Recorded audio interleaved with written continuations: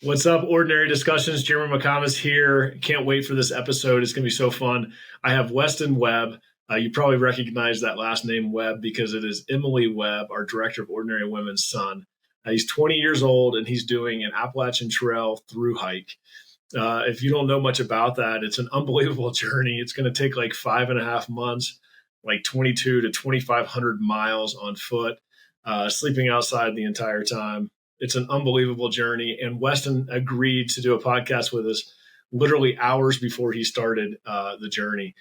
Because of that, it was somewhat last minute. And I was running around trying to get a podcast together at my house. I threw in my AirPods, and and the volume is terrible. My audio is terrible on my end, but just bear with us. Know that this was a last minute thing. I definitely wanted to get it done because I want to interview him on this interview and this podcast before he starts. We may actually do some podcasts along the journey, and we'll definitely do one at the end of his journey. So I wanted to get it done, but I did not know my AirPods were going to have audio issues. So I apologize for that up front. Guys, enjoy this podcast. As always, like, subscribe. Hey, we are at 5,000 subscribers.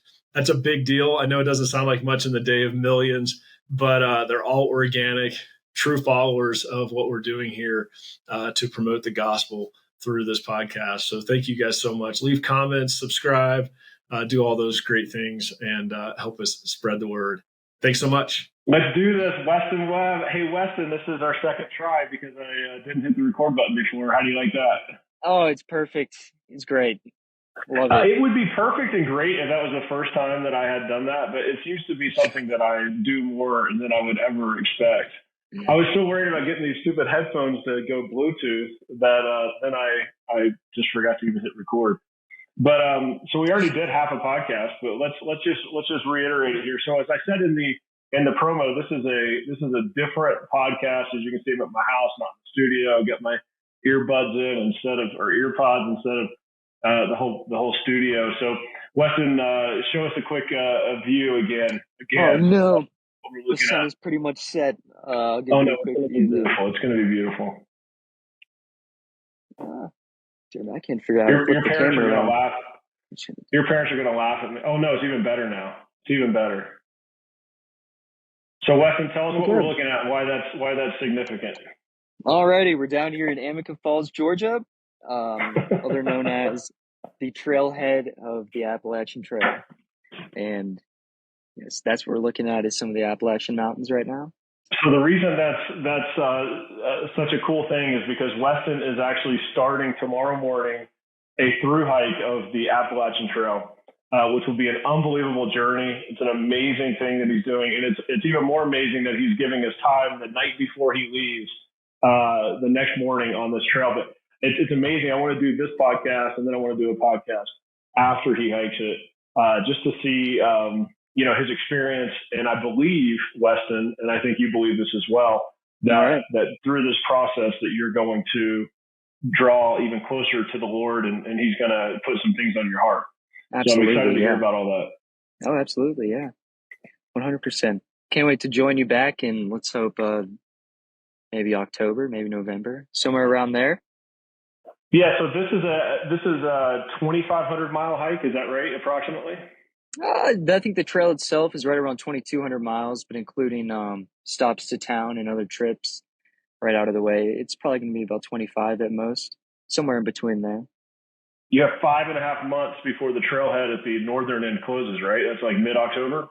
Yes, Baxton State Park, where Mount Katahdin is, closes about October 15th for snow. So that is the date that has to be finished. All right. And you say it takes most people how long to finish it? Between 5 and 7 months. 5 and 7 months. It's amazing. It's amazing. Well, many of you probably already know this, but Weston is Emily Webb's son. Emily is the director of Ordinary Women, and Chad Webb, which is one of my very close friends and was in the very first Ordinary Men's group ever. You've probably seen him on some podcasts before as well. And so Weston is part of our community. I've had the pleasure of spending some time with him this winter because he worked at Beaver Creek driving snowcats on the ski slopes where I live. And so I've been hearing a lot about this this adventure. And so it's really awesome that I get to interview you the night before you leave. I wanted to ask you, what are the emotions going through you right now as you're going to wake up tomorrow and put a pack on and head out for 5 months in the wilderness? Like, tell me about it. I mean, I'm a little anxious, but to be honest, I'm not too worried. I'm just going to take it one trip at a time. It's just a multiple weekend trips. We'll put it like that. It's just, all you got to do is look at the next stop. All right. I know I'll be in town 40 miles. That's 4 days. I can do that. All right. And then you just get there and then you resupply, you take a shower. Big thing is staying in hostels. So you get a shower, quick bite to eat in town, just kind of recharge all your batteries, get back out on it. And that's just, you just got to keep looking forward. Right? Yeah, literally. And so what's a hostel? Explain to me what a hostel is on the Appalachian Trail. So there's a lot of, I think probably just a cheap hotel would be a good way to put it. A little bit, I don't want to say run down because some of them are pretty nice, but it's just the ones across the AT are, drop the phone. Sorry about that. Phone down. So the hostels are geared towards the Appalachian Trail hikers through here. So there's, good Lord, sorry about that, Jeremy.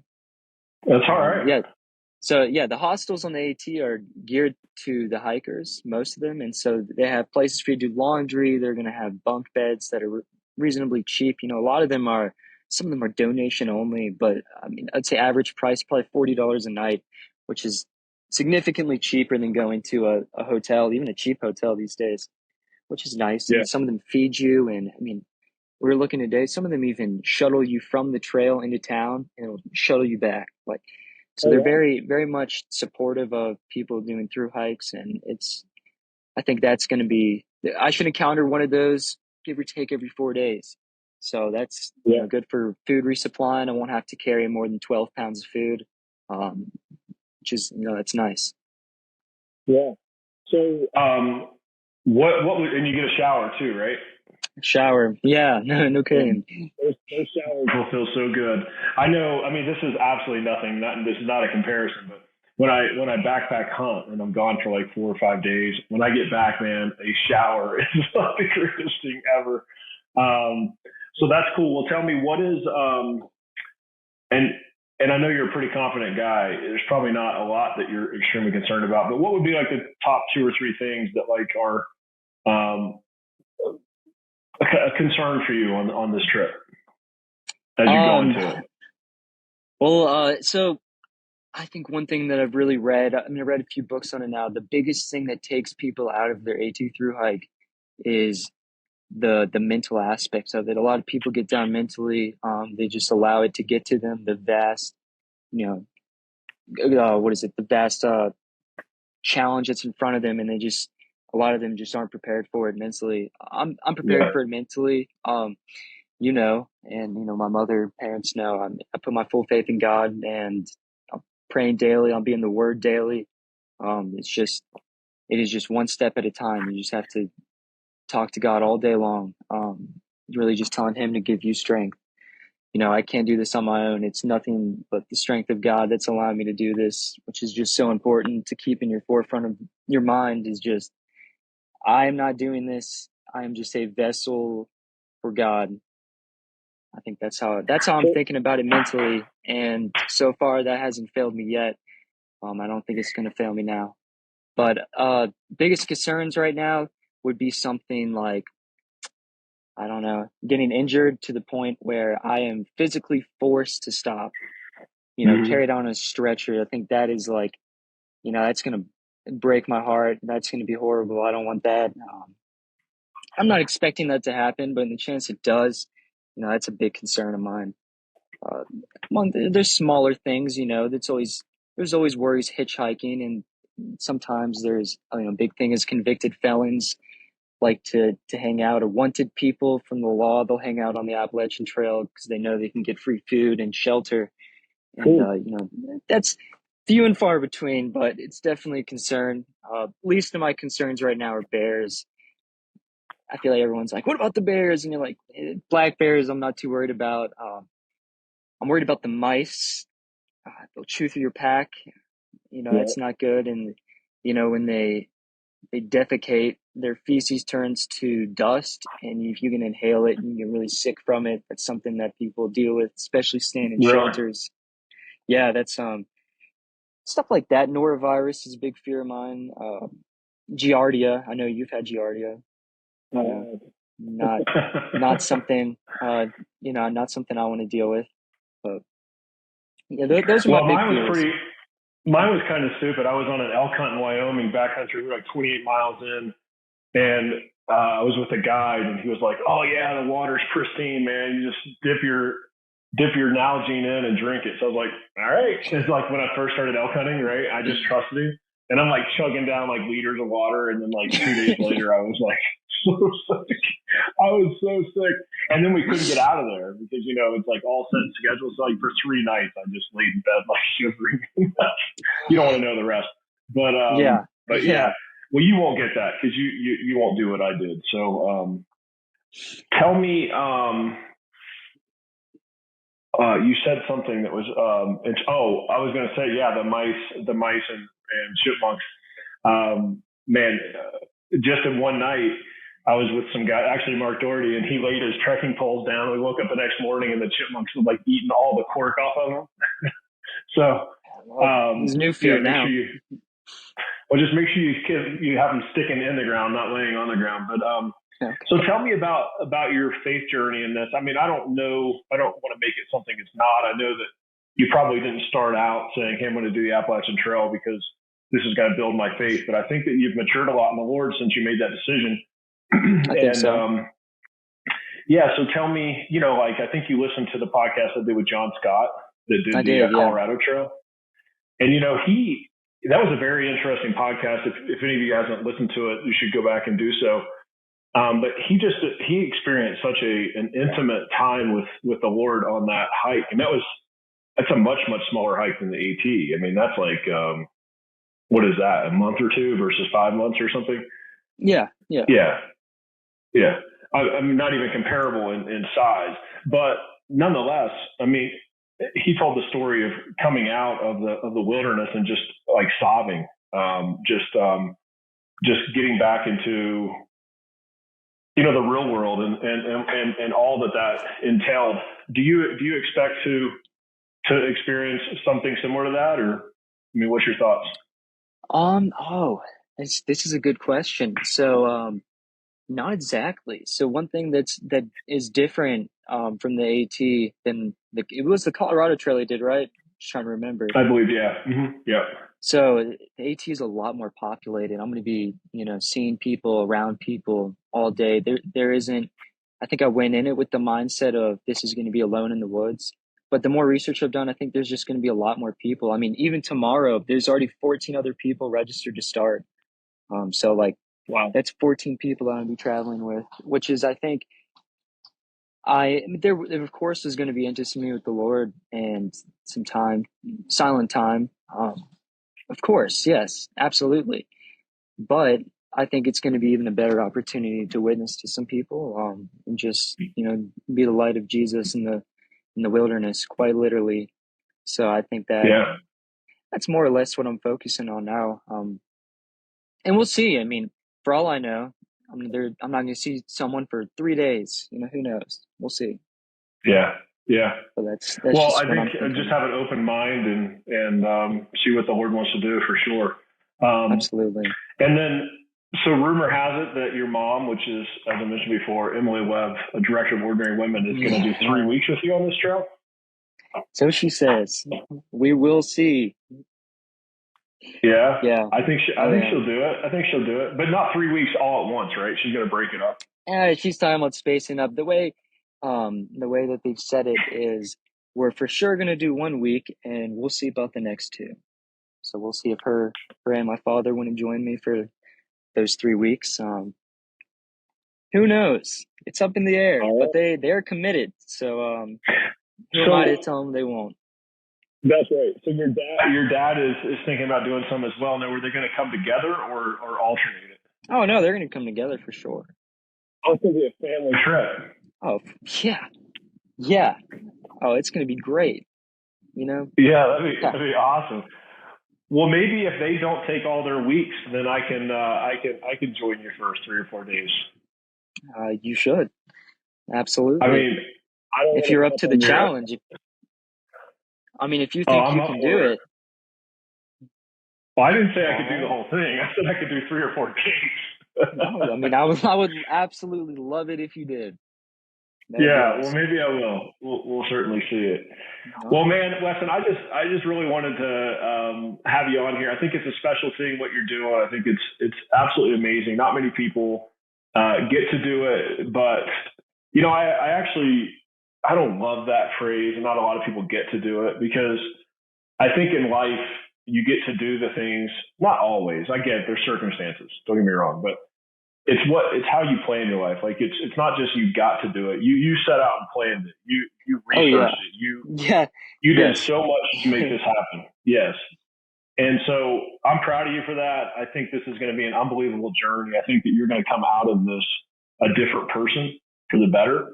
And man, I cannot wait to have a podcast with you on the other side of this in 5.5 months. And this is a short podcast, 15 to 20 minutes. That podcast will probably be 3 hours, and we still won't be able to get to everything. Um, so, are you planning to journal along the way? I might do some writing here and there. I did not bring a pen or pencil with me. As you're probably aware, it's a lot of weight you have to carry. Which here I'll just give you some numbers real quick, just to remember. So right now, food, water packed as I'm starting right now, we're sitting about 33, 34 pounds is how much my pack Okay. is. All right. Me myself, I weigh about 166. That's my starting weight. So I've Okay. purposely put on about 17 pounds for this trip in body weight because on average people lose about a male will lose up to 40 pounds doing the AT. Is So that right? yeah, it's a big it takes a toll, but I So you got think some you to could be spare. in one? You could be 1.25 when you're done. You think? Oh, I mean, yeah, very well, but Yeah. I'm gonna try to eat a Yeah. lot, so absolutely. Let's do this before we sign off, because I got a million questions. I could keep you forever. The last thing I want to do is keep you any longer than we already are because you have to get up early and do this thing, and plus you're with your parents for Don't the worry last about it. time for a bit. But Yeah, it's okay. tell me about what's in your pack. Give us a quick rundown of like what's in your pack, and then your sleeping situation, your food situation, your water situation. I just like to hear how that all Okay. breaks down. Yeah. Alrighty, yeah. I'll break it down for you real quick. So I'm using a Hyperlight Mountain Gear bag. It's a 55-liter Junction. That's what it's called. Um, which you can look up online if any of you are interested in it. It's built a little bit different than your conventional backpacks, but it's meant for ultralight backpacking. The pack itself weighs about 1 pound, opposed to about 5 pounds for a regular uh, hiking backpack. But for as far as my sleeping situation, I decided to go with a hammock with a fully enclosed tarp. So I think that's the bulk of my weight right now, which I just How much felt does like. that weigh? I would say that weighs about 8 pounds right now. Let me turn up the brightness. I can see me a little bit better. Um, it's about 8 pounds, and that's heavy as far as sleeping situations go. But I, if I'm hiking all day and I'm hiking in the rain and I'm cold and I'm tired and I'm hungry and sore, the last thing I want to do is then sleep miserably. So it's one thing that I'm Yeah. willing to sacrifice. Uh, is the weight it's going to take to carry. As far as water Before you goes, go on, so like in another situation, let's just say an opposite, like if you did something different, you'd have maybe a 3 pound tent, you'd have a 1 pound pad, sleeping pad, oh so that's yeah, 4 pounds, and then what else do you get to eliminate by having the tent. the hammock? Um, what do I get to eliminate by having the hammock?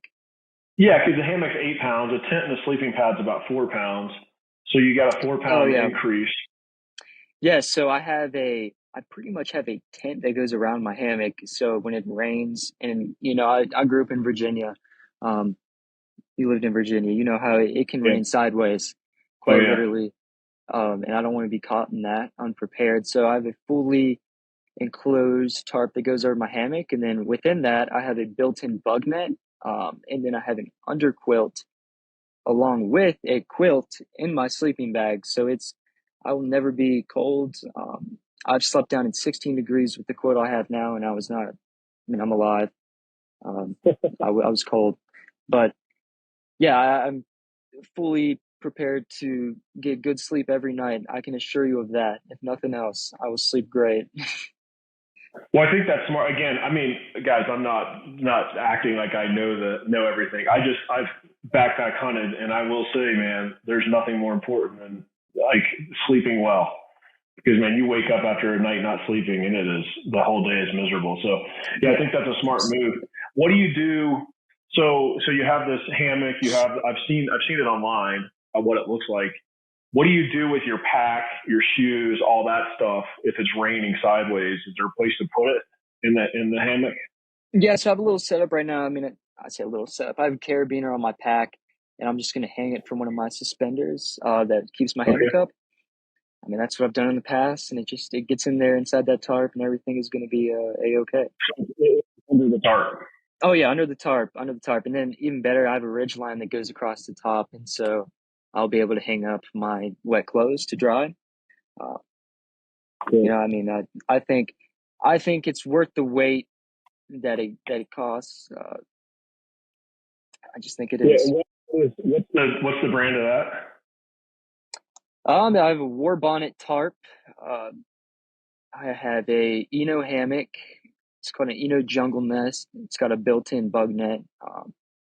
Okay. Eno underquilt, and then Enlightened equipment top quilt. Goose down. It was my most expensive purchase. I didn't even know they made sleeping bags that cost that much. Yeah, that's a whole another thing.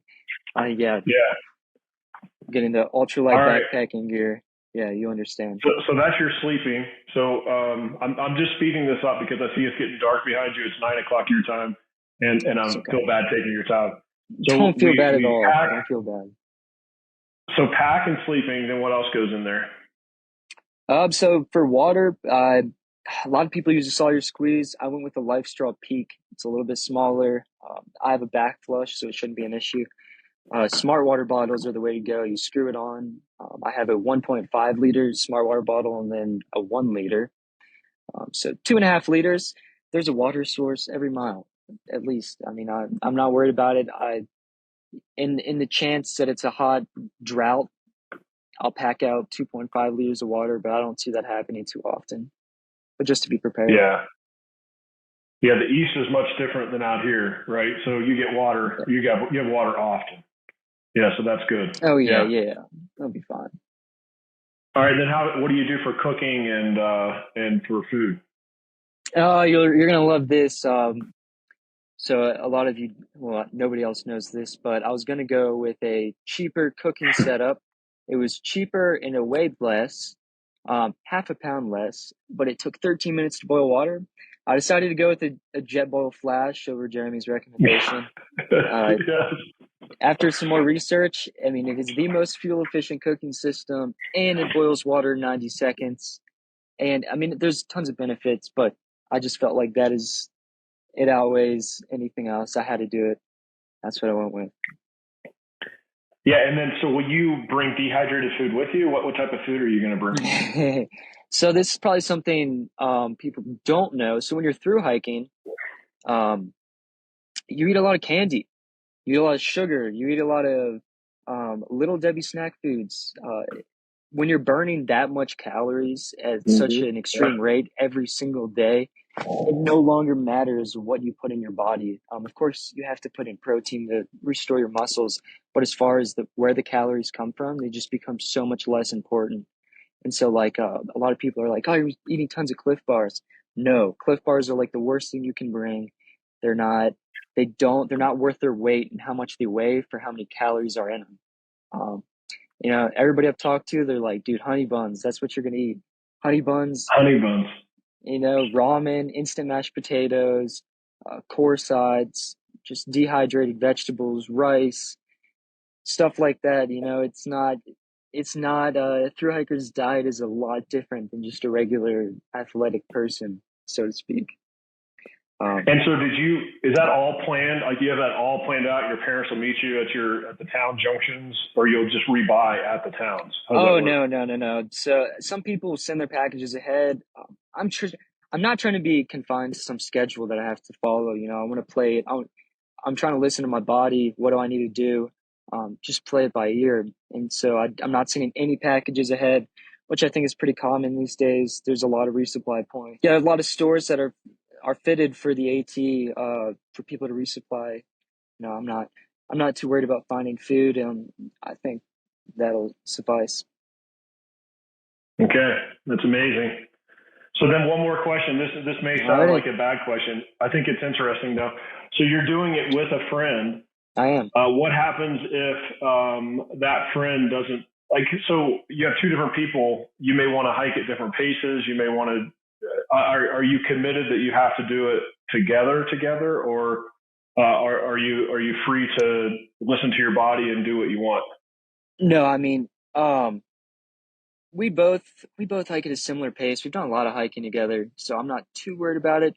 But in the off chance, let's just say he's hiking at a faster pace than me. I mean, he is considerably taller. He's probably like 6'2", 6'3". I'm like 5'9". Whatever. He has a longer stride. Here's how we're gonna do it: is you hike, I hike. We'll meet at every shelter. You see a shelter, stop at it. I'll get there. You just wait for me. I'll get there. We'll start again. And, just keep doing that. Yeah. Which is probably a shelter every, 5 miles. So, I mean, he might be miles ahead of me. Okay. I'm not worried about it. As you know, I have a Garmin inReach. If anything, God forbid, happens is so terrible, I can get a medevac air helicopter come in. It'll be fine. Yeah. So, yeah, for sure. That won't happen, though. That won't happen. Yeah. No. I said last question, but actually, I have one more, and then I do have another specific question. How many miles a day are you looking to do on average? So I'll just give you tomorrow. We're going to hike to the first shelter tomorrow, about 7.3 miles. We're starting off slow. The last thing you want to do is put your body in shock and, get taken out in the first week, which happens to, I'm not going to give you exact numbers, but I would say about 20% of people that start the AT, they hike too fast, and that's what happens. They put their body in shock, their muscles go in shock. So we're starting off slow. We'll probably, within the next 2 weeks, we're going to be looking at anywhere from 7 to 12 miles a day. And then once we get in the flow of it, I'm talking Virginia, Massachusetts, even up in Maine, we'll probably be cooking about 20 miles a day. That's what the hope is. Yeah, I mean, it just depends. There's some flatter areas. We might be doing 25, 30. Once you get in the flow of it, they call it getting hiker's legs. You can just walk for days. Is that right? That's amazing. Oh yeah. Well, then let's close it with this. What is something, as people listen to this, because this will come out in the next week or two. All right. Probably two weeks to a month it'll come out. So what can people be praying for you? Like what would you ask people to be, if anybody watching, what would you say? Hey, pray for this. Injury free. I can deal with anything else, but something physically happens that has to pull me off the trail. I can't do anything about that. I can figure out my way out of any situation except that. That's the biggest prayer. Just keep me safe in that aspect. That is the biggest prayer right now. Okay. And then of course, that I stay in the Word, which shouldn't be an issue. But if that is another big, that I draw closer to God every day, and if I start to stray from Him, I get convicted fast, or something bad happens.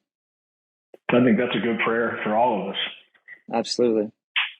Yeah. Well, you have my word. I will be praying for you, Weston.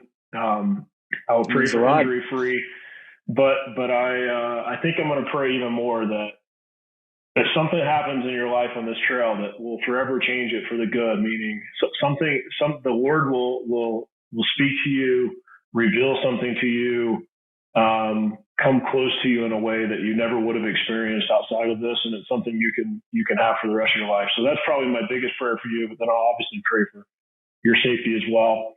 And I can't wait to have a podcast in 5 months.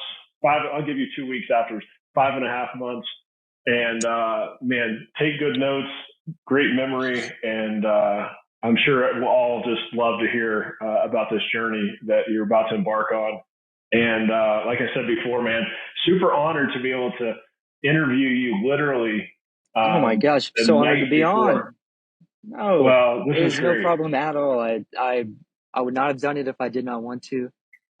Thank you so much for your support and for everyone else. It means so much to just have, tons of people just backing me on this whole journey. It's incredible. I love it. Thank you. Thank you so much for having me on. I mean, well, it's been awesome. I'll know more about your journey than you know, because I'm sure I'll be talking to your dad at least several times a week. So keep him in the loop. And man, proud of you for what you're doing. And listeners, thank you guys so much for listening to this podcast. As you can see, it's much different. Some of my favorite podcasts, Weston, are some podcasts I've done when I was elk hunting in the backcountry. And there was no video involved. It was just my phone. And so this reminds me of that, just a quick impromptu podcast. And yeah, I really enjoyed this and appreciate your time, man. I enjoyed it too. Thank you so much, Jeremy. All right. Godspeed, man. We'll see you. All righty. Thank you.